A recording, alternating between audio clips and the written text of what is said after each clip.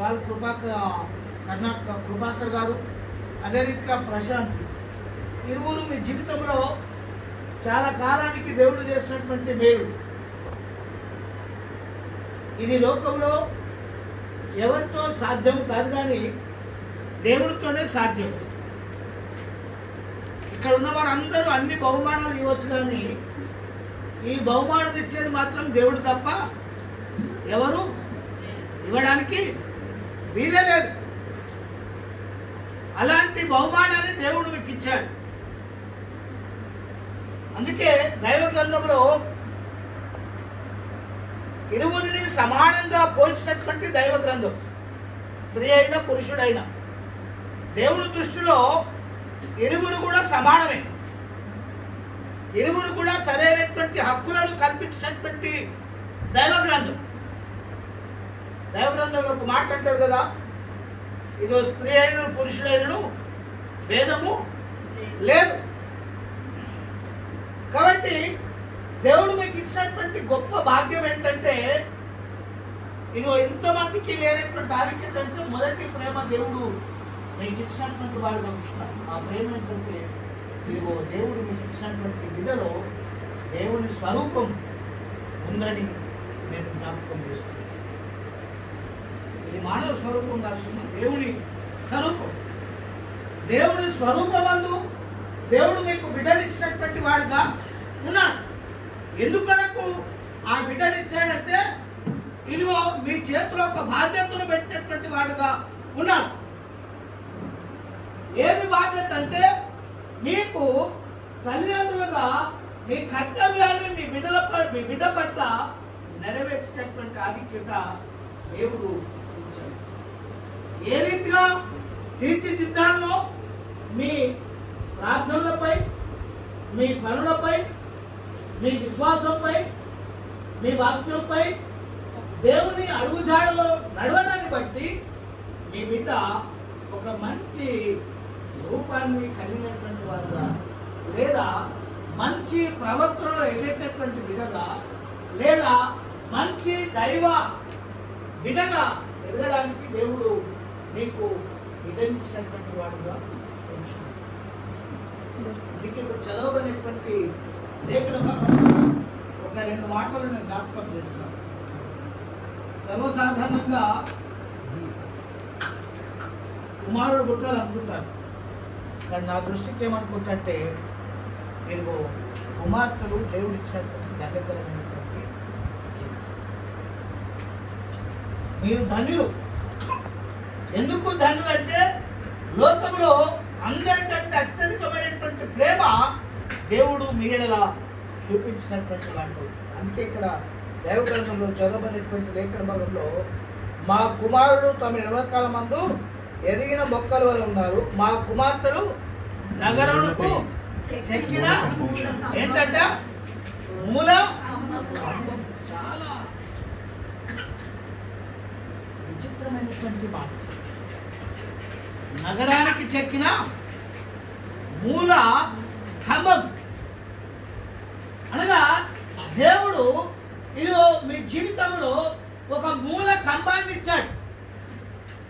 అనేకులకు ప్రేమను పంచడానికి, తన ద్వారా మీ జీవితంలో ప్రేమను పొందడానికి, మీ కుటుంబ జీవితంలో, బంధువుల జీవితంలో, స్నేహితుల జీవితంలో, మీరు ఎక్కడ నివసించినటువంటి ప్రాంతంలో ఇదో నగరానికి చెక్కినటువంటి మూల కంబాల వలె దేవుడు బహుమానాన్ని ఇచ్చినటువంటి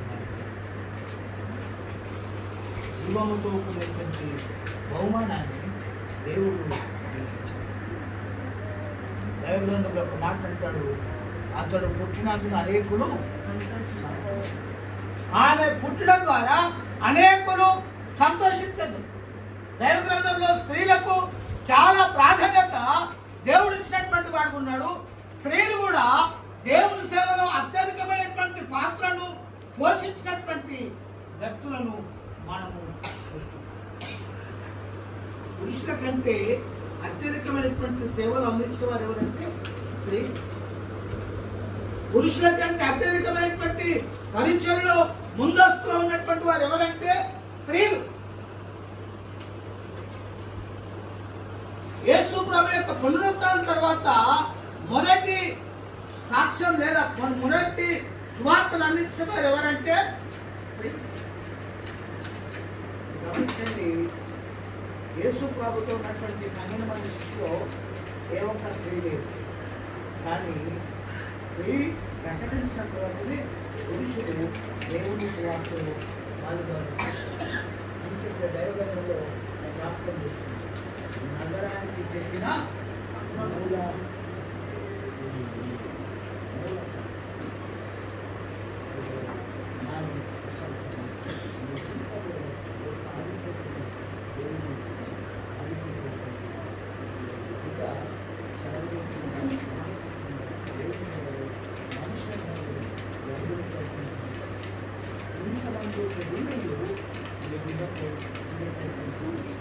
ఇంతమంది ఇదో మీ బిడ్డ కొరకు ప్రార్థించేటటువంటి ఆధిక్యం. మీకు బిడ్డ కావాలని ఎన్నో సంవత్సరాల నుంచి మీరు ఎదురు చూసినప్పుడు అనేకులు ప్రార్థించినప్పుడు వారి ప్రార్థనలు మీ విజ్ఞాపనలు దేవుడికి గొప్ప దీవెనకరమైనటువంటి విద్యను మీకు ఇచ్చి ఉన్నాయని అందుకే దైవం ఒక మాట ఇక్కడ జ్ఞాపకం చేస్తుంటారు. చూడండి, కీర్తన గ్రంథం 143వ కీర్తనలో ఒక మాట జ్ఞాపకం చేస్తుంటారు. 10వ వచనంలో నీవే నా దేవుడవు, నీ చిత్తానుసారంగా ప్రవర్తించుటకు నాకు నేర్పుము. ఎవరి చిత్తానుసారంగానట? దేవుని చిత్తానుసారంగా మనము నడవాలి, మన పిల్లలకు ఇశ్రాయేలు జీవితంలో వారు చేసినటువంటి పని ఏంటంటే వారి పిల్లలు కూర్చున్నప్పుడు, లేచినప్పుడు, నడిచినప్పుడు దేవుని వాక్యము భాస్కం వలె వారికి అలంకరించినట్టు వారుగా ఉన్నారు. మనం ఏం చేస్తున్నామంటే బంగారంతో అలంకరిస్తున్నాం, మంచి వస్త్రాలతో అలంకరిస్తున్నాం, మంచి మేకపులతో అలంకరిస్తున్నాం. కానీ ఇశ్రాయేలు ఉన్నటువంటి జీవితం ఏంటంటే మొదట దేవుని వాక్యాన్ని వారి పిల్లలకు భాస్కం వలె అందించినటువంటి వారుగా ఉన్నారు. యెహోషువ గ్రంథంలో మనం చూస్తున్నాం. కూర్చున్నప్పుడు, లేచినప్పుడు, నడిచినప్పుడు ప్రతి విషయంలో దేవుని వాక్యము లేకుండా వారి పిల్లల్ని ఈరోజు పెంచినటువంటి వారుగా లేరు. కాబట్టి మీ అనుదిన జీవితంలో మొదట ఉదయకాలం దేవుని ప్రార్థించారు. మీరు ఎదుగుతున్నటువంటి బిడ్డ కూడా ఇదే అలవాటు చేసినటువంటి వ్యక్తులుగా మీరు దైవ భయంలో, దైవ భక్తిలో, దైవ విశ్వాసంలో మీరు కర్తలుగా ఉండాలని నేను జ్ఞాపకం చేస్తున్నాను. కాబట్టి మీ సంపద అంతా ఎవరి కొరకంటే ఇప్పుడు మీ బిడ్డ కొరకు. కష్టపడింది ప్రతిదీ కూడా, నువ్వు ఆదరణ చేసిన ప్రతిదీ ఎవరి కొరకు. అనగా ఇక్కడ నుండి నువ్వేం చేయాలంటే మన ఖర్చులను తగ్గించుకొని మన పిల్లల యొక్క భవిష్యత్తుకు మనము అందించేటటువంటి వ్యక్తులను, వారి అవసరతలను తీర్చేటటువంటి వ్యక్తులంగా, వారికి మంచి విద్యను అందించేటటువంటి వ్యక్తులంగా, వారిని మంచి ప్రయోజనకరమైనటువంటి వ్యక్తులుగా తయారు చేసేటటువంటి వ్యక్తులంగా మనము దేవుడు మనకు బాధ్యత ఇచ్చినటువంటి వారుగా. పిల్లలు ఎంత ఎదుగుతుంటే ఇది అంతగా సంతోషపడతాం. పిల్లలు ఎంత ఎదుగుతుంటే అంత కష్టపడవలసినటువంటి దినాల్లో మనం ఉన్నామని నేను జ్ఞాపకం చేస్తాను. ఎంత సంతోషం ఉంటామో రాబోయే కాలంలో వారితో అంతగా కష్టపడి సంపాదన చేసినటువంటి అవసరత. అందుకే జ్ఞాపకం చేస్తున్నారు, మా కొట్లలో నింపబడిన పలు విధములైన ద్రవ్యములకు నిధులుగా, మా కొట్లలో నింపబడినటువంటి పలు విధములైనటువంటి ద్రవ్యములకు నిధులుగా ఉంది. కాబట్టి మీరు దేవుడు మీ కొట్లలో ఒక నిధిగా దేవుడు మీకు ఇచ్చినటువంటి వారు. ఆ నిధిని చాలా జాగ్రత్తగా ఇలో కాపాడవలసినటువంటి బాధ్యత దేవుడు మీ మీద పెట్టినటువంటి వారుగా, ఆ నిధికి చాలా భద్రతను, సెక్యూరిటీని ఇవ్వవలసినటువంటి బాధ్యత దేవుడు మీ మీద పెట్టినటువంటి వాడుగా ఉంచుతాడు. పెట్టినటువంటి వాడుగా ఇదిగో ఈ చిన్న బిడ్డ కొరకు ఇదిగో చాలా మంది ప్రొటెక్షన్ ఇస్తారు.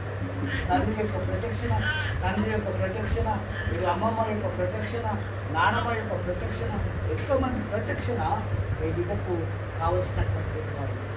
ఈ అందరి ప్రొటెక్షన్ కంటే దేవుని యొక్క ప్రొటెక్షన్ అనుదినం అనుక్షణం కాపాడేటటువంటి వాడుగా ఉంటున్నాడు. అందుకే కింద అంటాడు కదా, మా గొర్రెలు వేల కొలదిగాను పరివేదల కొలదిగాను మా గడ్డి బీళ్ళలో పిల్లలు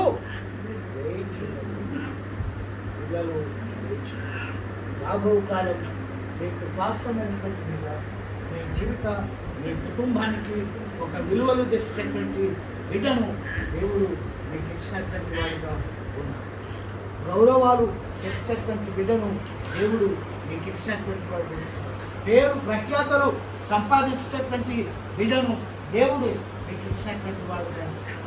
కాబట్టి వారిని తగినటువంటి జాగ్రత్తలు పెంచవలసినటువంటి అవసరం. అందుకే ఇది యోహాను రాసినటువంటి మొదటి పత్రిక 5వ అధ్యాయంలో ఒక మాట జ్ఞాపకం చేస్తుంటాడు. చూడండి, యోహాను రాసినటువంటి మొదటి పత్రిక 5వ అధ్యాయము